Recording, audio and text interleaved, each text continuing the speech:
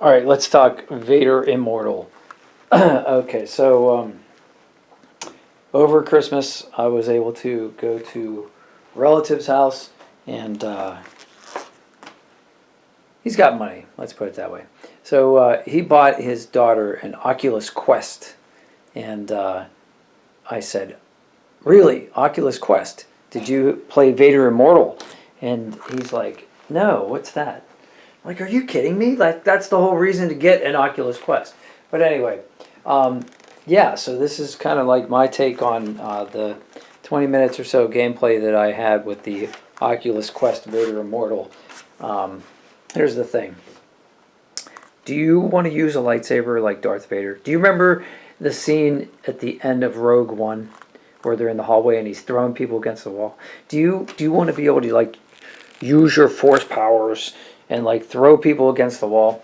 Yeah, that's the game I want to play. So obviously in 20 minutes I didn't get to the part where I get to be Darth Vader and do those kinds of things, but it was pretty cool putting the headset on.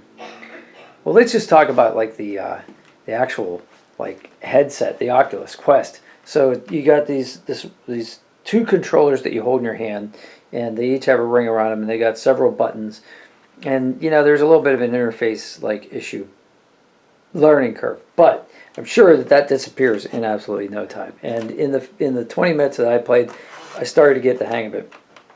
So I realized that in order to play the full quest, there were some problems, and I'll get into those. But so what I did was I played basically like a tutorial. There's like a dojo where you learn how to use your force powers, use your lightsaber. They start with some really easy opponents, and then they start to get harder, and they incorporate different things. So first you start with like, you know, pulling your lightsaber towards you, commanding it to come into your hand, and then they'll drop some rocks, and you're able to like throw some rocks at things, and then you can throw your lightsaber at things, and you can of course slash with your lightsaber, and you can parry, you can deflect shots so that they go back and hit your enemies, and all these things progress through several different levels. And that's all I played really, but that was pretty amazing. So yeah, the headset. See, back in 2000, what was it, 15, when the HTC Vive came out, I had friends that were just nuts over it. And even though it was almost $1,000, they bought it. And so I got to play that right away, and it was fun. But the actual like VR headset was really heavy, and you found yourself like, you know, tilting your head down after about 5 minutes and staring at the ground. So what I noticed right off the bat is that I didn't do that with the Oculus Quest. I stared straight ahead. I was able to look up and around, and really had no fatigue after 20 minutes. The only thing that was kind of interesting was that did you ever use a diving mask and like dive into a swimming pool or into the ocean face first? Yeah, you know that ring you get around your eyes?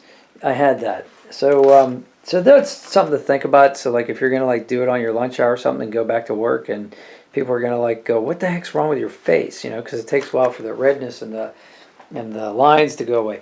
But that's you know, something to consider. But the main problem with the game Vader Immortal is that you need a lot of space. So it says right at the beginning, in order to play this game, you need a 6.5 by 6.5 foot area. So I went down into the basement and drew a line.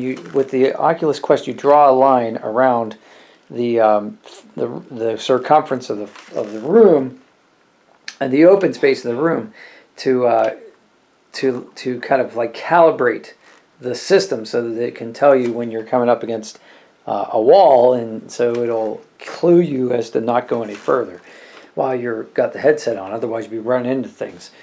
So I didn't quite have that much space, so that turned to be a problem because I had to climb up this rock wall. I had to use like rungs on a rock wall, hand over hand, and I couldn't get close enough to the virtual wall because a real wall was in my way. So that's an issue. I don't, you know, so Was the game fun? Yeah, just doing the dojo thing was so much fun, using force powers and using my lightsaber, virtual lightsaber, and that was pretty awesome. It was like pretty cool, and of course your hand looks like it's gloved, but it's like a gray glove. In the dojo, I assume later you get like real like Darth Vader black gauntlets, kind of like these, and yeah, so it's a great game. Is it worth going out and spending $500 on an Oculus Quest for that one game? It might be. If I had a room in my house that had a 6.5 by 6.5 square foot open floor plan space without running into stuff, and I don't have that.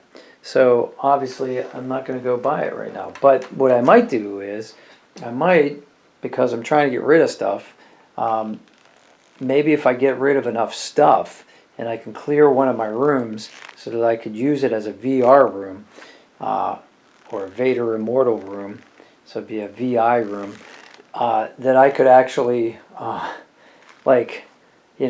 reward myself with that. So if I can get one of these rooms cleared enough that I can play the game, I might just do that. And of course, in the amount of time it's gonna take me to like throw away all this junk, and get the stuff, donate it or remove it or whatever, I'll save up my pennies in the meantime and get ready to do that. So that's my take on Vader Immortal. I'd love to hear what you guys thought about the game, if you've played it, and if you haven't, why you're anticipating it, and what you thought about what I said and what you have to say about it, and let's talk about this. So plus, please subscribe to the channel. It really helps.